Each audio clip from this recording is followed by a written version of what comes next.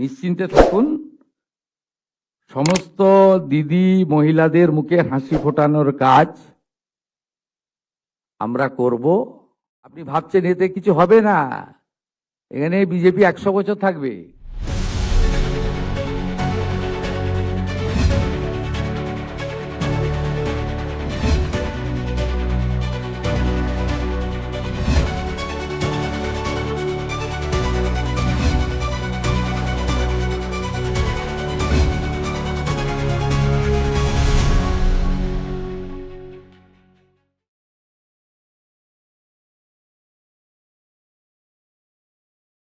Cabinet meeting এ আপনাদের এই ল্যান্ডের তো ইস্যু ছিল, আমরা কন্টিনিউয়াসলি এনএইচ বিএসএফ বিভিন্ন ল্যান্ড আমরা দিচ্ছি।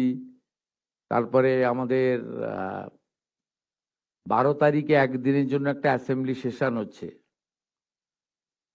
Howrah municipal corporation amendment bill, ওখানকার 50টা ওয়ার্ড বেড়ে হচ্ছে 68, আর কলকাতা মিউনিসিপ্যাল অ্যামেন্ডমেন্ট বিল 144টা ওয়ার্ড বেড়ে হচ্ছে 209।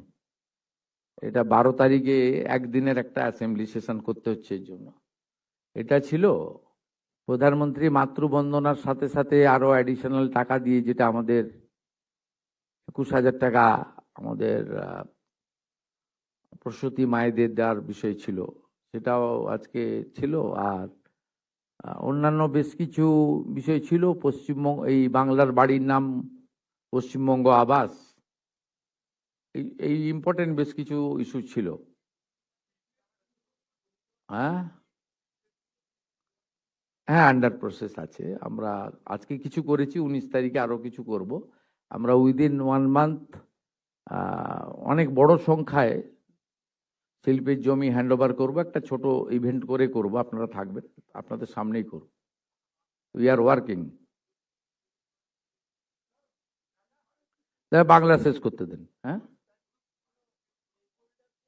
হ্যাঁ, কোথায়? 8 তারিখে? না, আমার জানা নেই।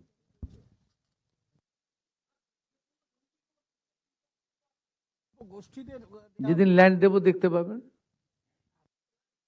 কথা কম, কাজ বেশি করা উচিত।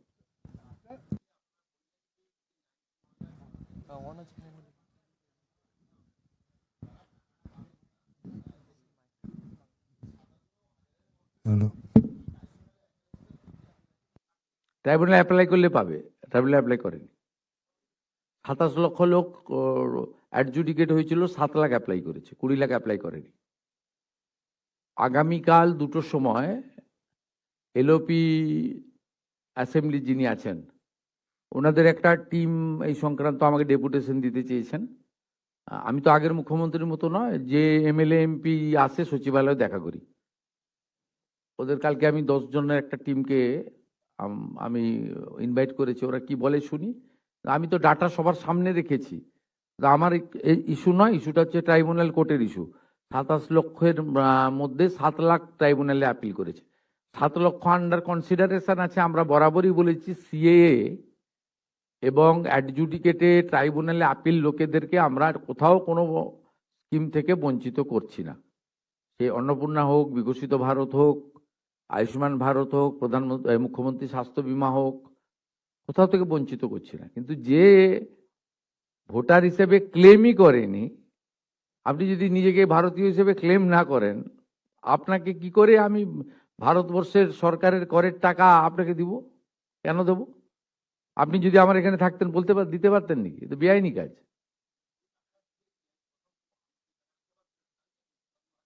এই এক্সামিন করছে, দপ্তর রয়েছে, আমি সব দপ্তরে ইন্টারফেয়ার করি না। ওখানে পঞ্চায়েত সচিব রয়েছে, পঞ্চায়েতের ক্যাবিনেট মিনিস্টার রয়েছে, উনি দেখছেন যা লফুল হবে তাই করবে। সরকার সমস্ত নিয়ম মেনে চলে, সংবিধান মেনে চলে।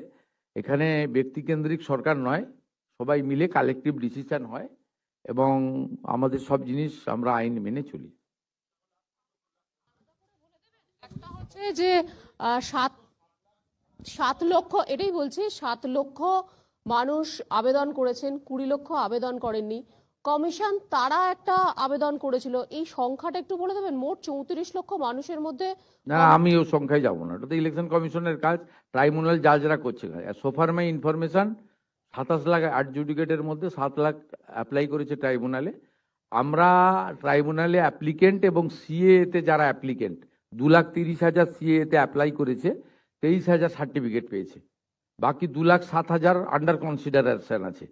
এই 7 লাখ আর সিএ তে 2,07,000 এদের সমস্ত সোশ্যাল বেনিফিটকে কন্টিনিউ করার জন্য বলেছে, রেশন থেকে শুরু করে সবকিছু।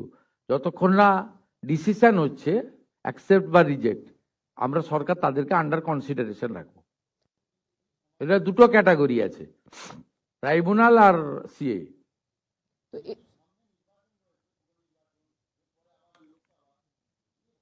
এত তাড়াহুড়ো করছেন কেন? লোকসভা তো 2029-এ, পুর নির্বাচনটা কি আছে? ফলতাতেও তো একটা ভোট হলো, তো কি হয়েছে? ফলতাতে একটা ভোট হলো তো। এই এই বিড়লা তারামণ্ডলের সামনে যারা নাচছিল, ওই তারা তো ফলটাই দেখতে পাইনি আমি তাদেরকে। যারা আবেদন বাড়ি থেকে বেরোতে বলুন, বাড়ি থেকে বসে ফেসবুক লাইভ করলে হয়?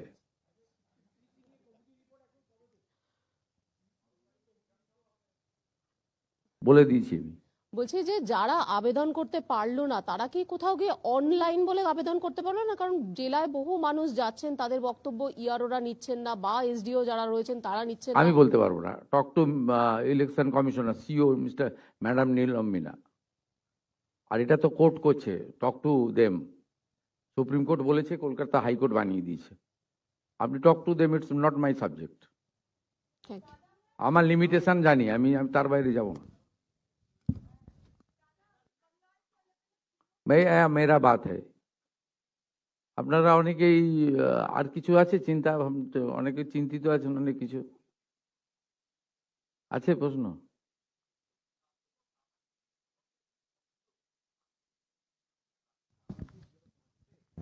টাটা গোষ্ঠীর সঙ্গে কোথায় বৈঠক? ক্ষতিপূরণ নিয়ে গতকাল ক্ষতিপূরণ নিয়ে তো বৈঠক হয়েছে। সুপ্রিম কোর্ট এবং ট্রাইব্যুনাল আরবিট্রেটর তো একটা অর্ডার দিয়েছে, কথা তো বলতেই হবে। তার জন্য দায়িত্ব দেওয়া আছে, ল সেক্রেটারি আছেন, যারা আছেন কথা বলছেন। টাটা এখানে আছে তো, বেঙ্গলে আসবেও। আপনার চিন্তার কোনো কারণ নেই, পরিবেশ তৈরি হয়ে গেছে। বাংলা নামের জন্য অ্যাপ্লাই করা হয়েছিল, ক্যাবিনেটে পশ্চিমবঙ্গ নামটা, যেটা ওই কাগজগুলো তো পশ্চিমবঙ্গ নামটাই কি থাকছে, মানে বাংলা নামের জন্য যে অ্যাপ্লাই রাজ্য সরকার থেকে করা হয়েছিল সেটা কি তাহলে ফেরত নেওয়া হচ্ছে? বা পশ্চিমবঙ্গ নামের সেন্টিমেন্ট আমি বারবার বলে দিয়েছি, ওইটা ওই ডিসিশনে যখন ওপিনিয়ন চাইবে তখন বলবো। ওটা তো আমরা ডিসিশন নিইনি, we are not interested. Paschimbanga নামটার সঙ্গে অনেক কিছু যুক্ত রয়েছে, পশ্চিমবঙ্গ নামটার সঙ্গে অনেক কিছু যুক্ত রয়েছে। অতএব পশ্চিমবঙ্গ নামটা তুলে দিলে অনেক ইতিহাসকে মুছে ফেলা হবে। এই ইতিহাসকে মুছে ফেলার কাজ আমরা করতে পারি না। 1947 20 জুন কেন 58-21 ভোটে পাস করেছিল? এই কাগজ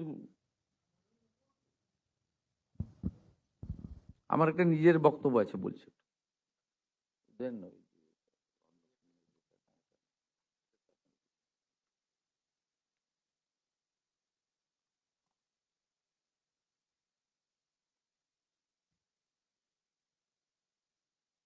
অন্নপূর্ণা যোজনা নিয়ে শুনবেন নাকি? হ্যাঁ, কি প্রচুর কি কি বিভ্রান্ত, কি বিভ্রান্তি?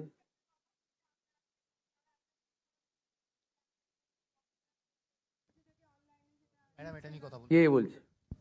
আমাদের বিভিন্ন রকম, আমরা যেহেতু সংবাদ মাধ্যমে রয়েছি তো প্রশ্ন অনেকেই specific করবেন তো। হ্যাঁ এটাই বলতে চাইছে যে তারা অন্নপূর্ণা যোজনা অ্যাপ্লাই করেছে, কিন্তু যারা লক্ষ্মী ভান্ডার পেতো কিন্তু তারা উপযুক্ত বলেই মনে করে যে তাদের লক্ষ্মীর ভান্ডার কারা পেত? মানে যে সমস্ত সাধারণ মহিলারা যারা পেতেন লক্ষ্মীর ভান্ডার, যে পুরুষরা পেত তাদের কি হবে? হ্যাঁ সেটা তো বটে, সেটা আমরা বলেছি, যেটা আমরা সেটাই, যেটা যে আমাদের বাংলাদেশে অবৈধ অনুপ্রবেশকারী আপনার পেত তার কি কথাই হবে? আমরা অবশ্যই বলি, যখনই আমরা জানাই আমরা বলি যে ভেরিফিকেশন চলছে। মমতা ব্যানার্জি কি করেছিল ওটা শুনবেন নাকি? হ্যাঁ 100 বার নিশ্চয়ই। লিখুন। লিখছেন 2021 সেপ্টেম্বর 2021 1,52,62,588 জনকে 500 করে টাকা দিয়েছিল। 1,52,62,588। তারপর থেকে টাকা দেওয়া বন্ধ করে দিয়েছিল। এপ্রিল 2022 মাঝখানে বন্ধ ছিল। ফেব্রুয়ারি মার্চের 2 মাসের টাকা একসঙ্গে দিয়েছিল 21,84,631 হলো। এরপরে টাকা দেওয়া বন্ধ হয়ে গেল। মে জুন 2022, জুলাই 22-এ দিল 3,77,883।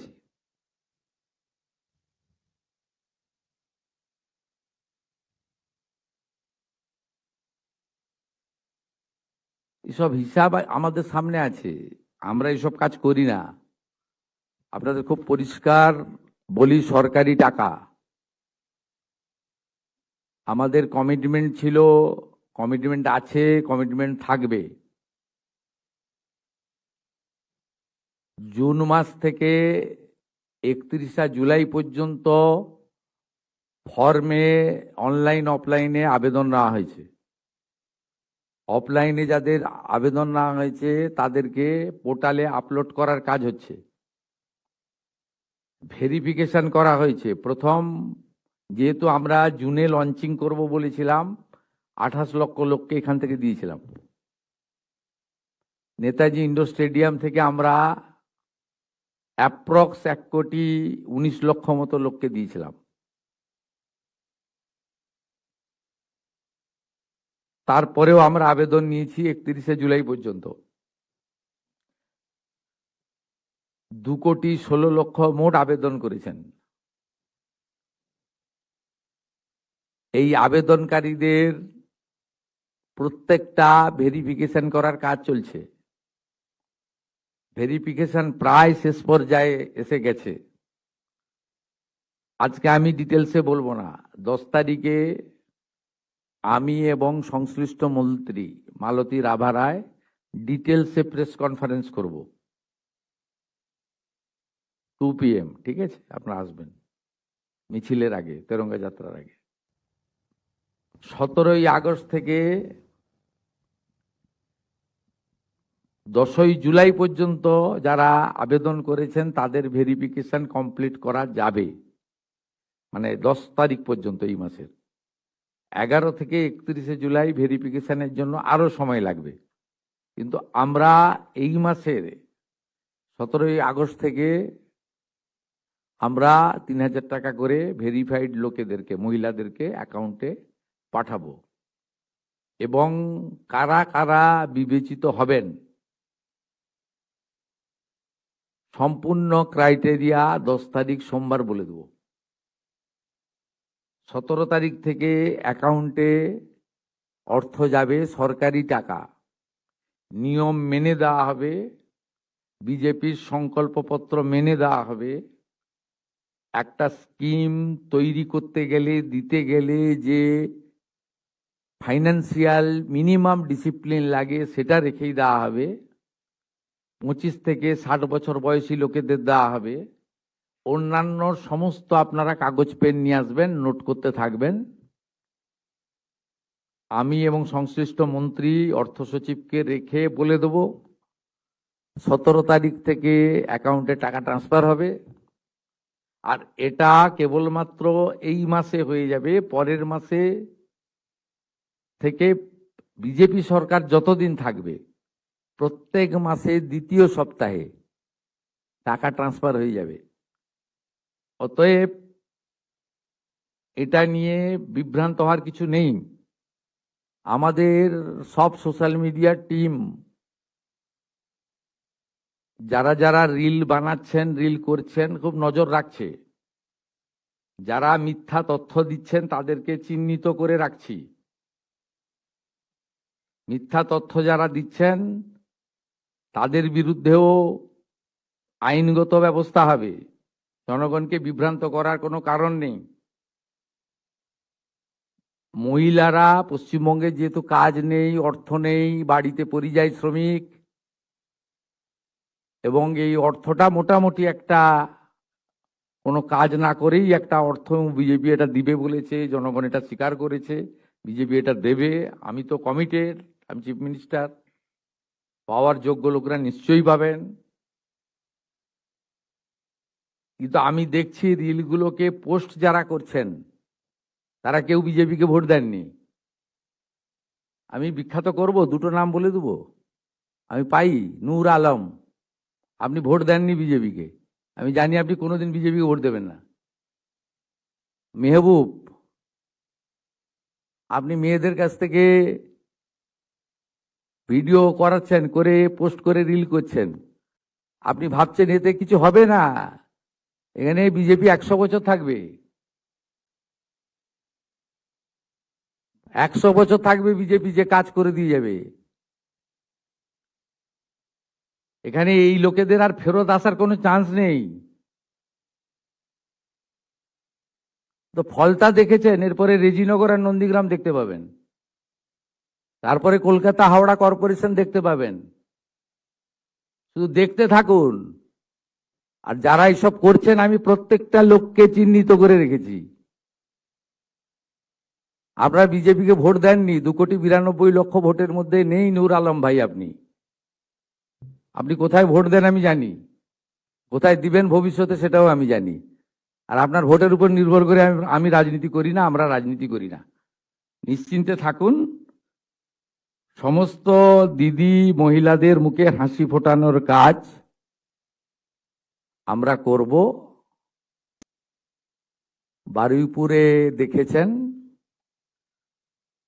অন্নপূর্ণা যোজনাতেও দেখবেন। আপনারা আজকে দেখছেন কেমন চোর ধরা পড়ছে, অ্যান্টি করাপশন ব্রাঞ্চ। খবর রেখেছেন কেউ? খবর রেখেছেন না? দেখতে পাননি না? জামবনির জয়েন্ট ভিডিও হাতে নাতে ধরা পড়েছে।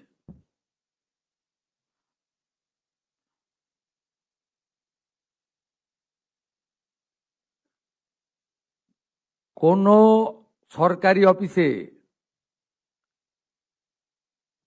কোথাও পঞ্চায়েত অফিসে, পুরসভাতে টাকা দিয়ে আর কিছু কাজ হবে না।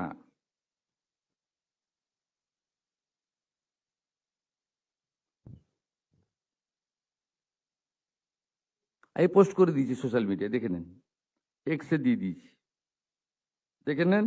জামবনির ভিডিও হাতে নাতে ধরা পড়েছে। 2 লক্ষ টাকা ঠিকাদারের কাছ থেকে নিচ্ছিল।